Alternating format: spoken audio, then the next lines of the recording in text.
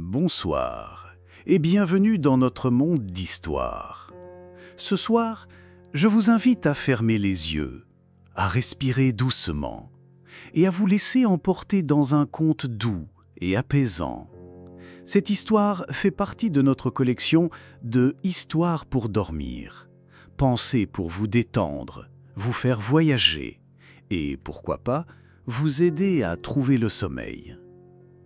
Si vous aimez les contes narrés pleins d'émotions, de nature et de secrets cachés, abonnez-vous et rejoignez notre communauté de rêveurs. Et maintenant, installez-vous confortablement. Laissez parler le silence des arbres. Dans un coin reculé du nord de la France, là où les cartes perdent leur précision et où les routes deviennent des chemins de terre, se cachait un petit village nommé Bois-Perdu. C'était un endroit que le temps semblait avoir oublié. Les maisons y étaient faites de pierre, les volets grinçaient au vent et les coqs chantaient encore avant l'aube. Mais surtout, tout au bout du village, s'étendait une forêt épaisse, profonde, presque sauvage. Au centre de cette forêt se dressait une immense érable. On l'appelait la vieille dame. On disait qu'elle était là depuis 3 siècles, qu'elle avait vu passer des générations entières. Certains prétendaient même qu'elle entendait les secrets de ceux qui s'asseyaient sous ses branches.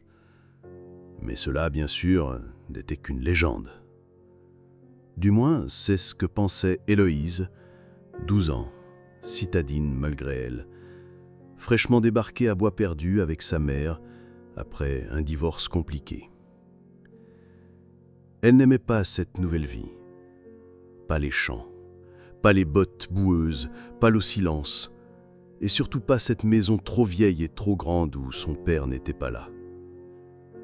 Le premier jour d'école, elle n'a parlé à personne. Elle s'est assise au fond de la classe, a regardé par la fenêtre, et n'a rien dit.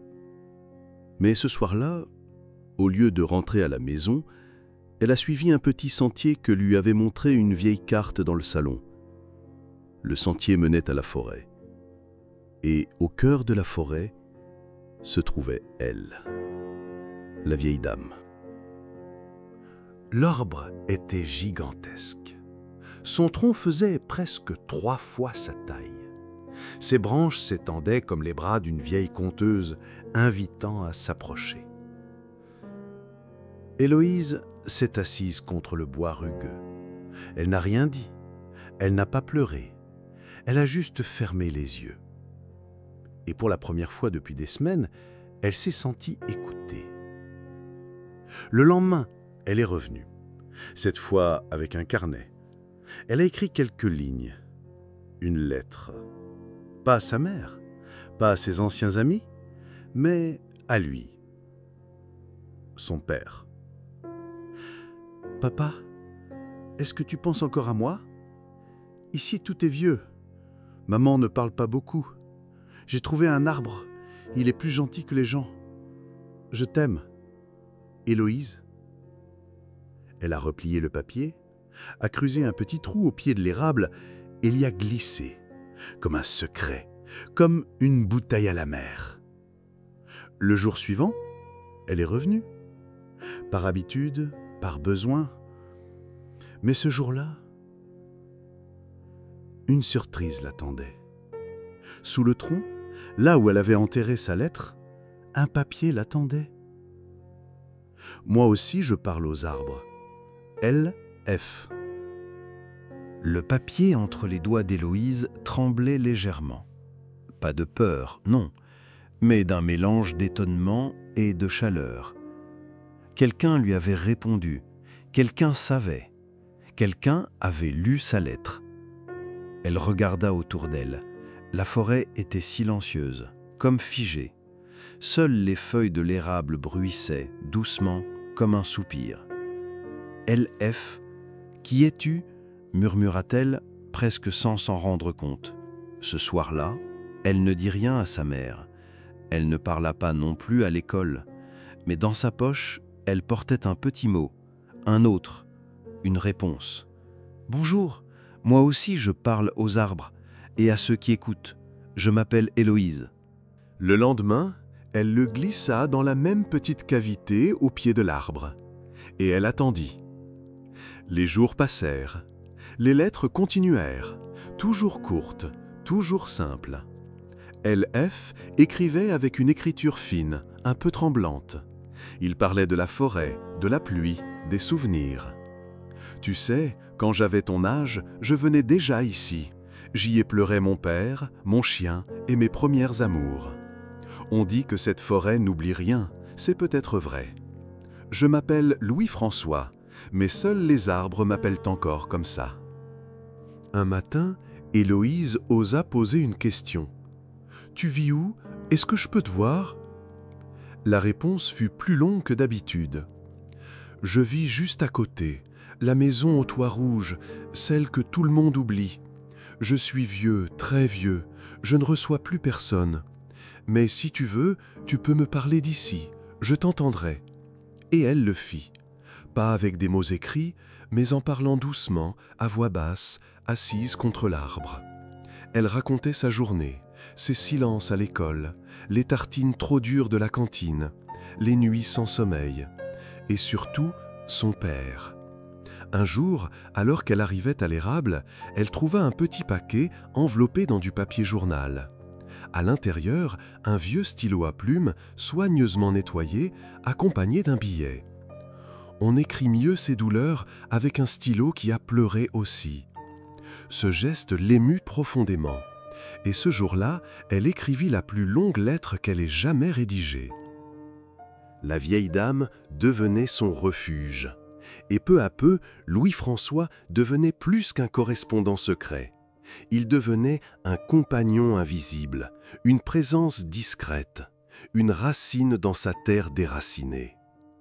Un soir, alors que le vent soufflait fort, elle décida de déposer un petit cadeau à son tour, une petite pierre peinte avec un dessin naïf d'un soleil et d'un arbre. Le lendemain, elle trouva un mot. « Tu as l'âme d'une jardinière, pas de celle qui plante seulement des graines, mais de celle qui soigne les silences. » Ce fut le début de quelque chose de nouveau. Louis-François commença à lui parler des abeilles, des pommiers, de l'importance du sol, des graines anciennes, des lunes qui dictent les saisons. Et elle écoutait.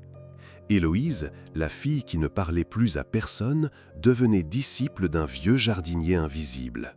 « Si je veux, je peux devenir comme toi ?» demanda-t-elle un jour. La réponse fut douce et pleine de promesses. L'arbre apprend à pousser sans jamais quitter sa terre. Toi aussi tu peux apprendre. Reviens demain, il y aura une surprise. Le cœur battant, elle courut le lendemain jusqu'à l'arbre. Et là, soigneusement posé dans une boîte en bois ciré, l'attendait un petit livre manuscrit relié à la main.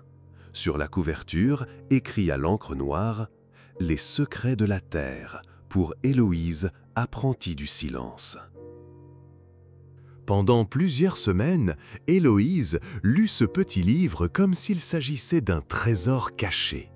Chaque page parlait d'une graine, d'une lune, d'un insecte, d'un silence. Chaque page lui parlait. Le vieil érable devenait sa salle de classe et Louis-François son maître invisible.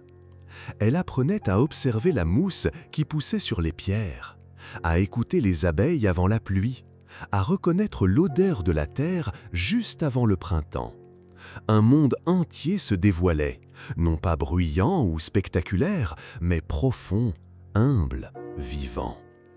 Un matin, elle trouva un nouveau message glissé dans la souche. « Il est temps, viens jusqu'à la maison au toit rouge, je t'attendrai dans le jardin. » Son cœur battait fort, elle hésita, et puis elle y alla. La maison semblait sortie d'un vieux conte, des volets bleus délavés, un jardin en désordre parfait et un chat dormant sur une souche. Et là, au fond, un vieil homme assis sur un banc, chapeau de paille, mains ridées, regard doux. « Tu es venu ?» dit-il en souriant. « Oui, répondit-elle simplement.